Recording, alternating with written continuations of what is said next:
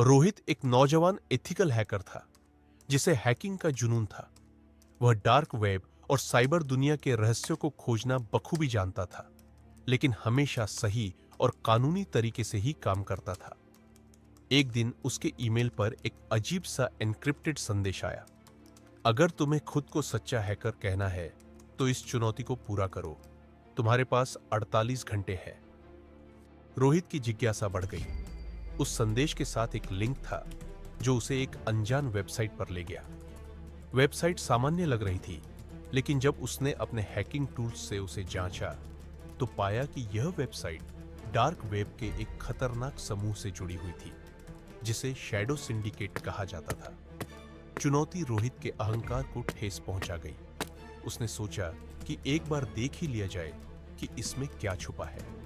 जैसे ही रोहित ने वेबसाइट में घुसने की कोशिश की, उसका सिस्टम अचानक लॉक हो गया और स्क्रीन पर एक काउंटडाउन शुरू हो गया।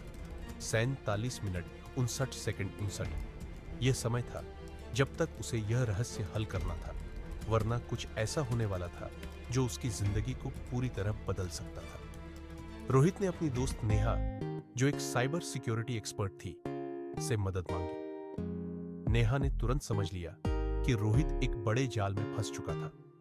दोनों ने मिलकर उस वेबसाइट के पीछे की कोडिंग को क्रैक करना शुरू किया, लेकिन जैसे ही वे उसके करीब पहुंचे, उनका सारा डेटा एक वायरस की वजह से खराब हो गया। अब उनके पास सिर्फ अपनी बुद्धिमत्ता और अनुभव था।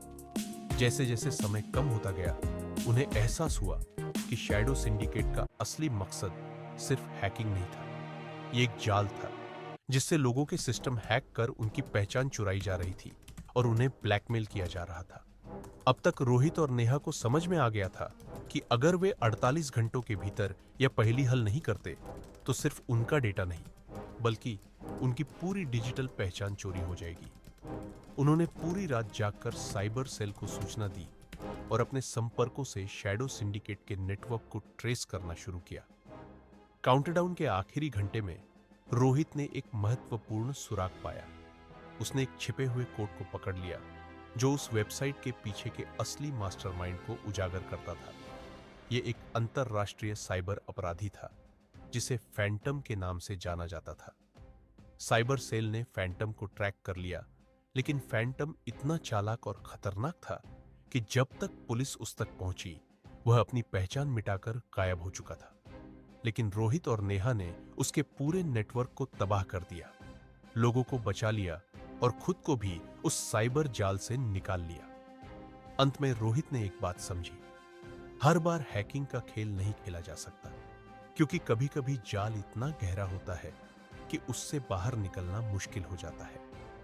लेकिन उस दिन के बाद रोहित और नेहा साइबर सुरक्षा के विशेषज्ञ बन गए, जो आज भी लोगों को डिजिटल दुनिया के जाल से बचाते हैं।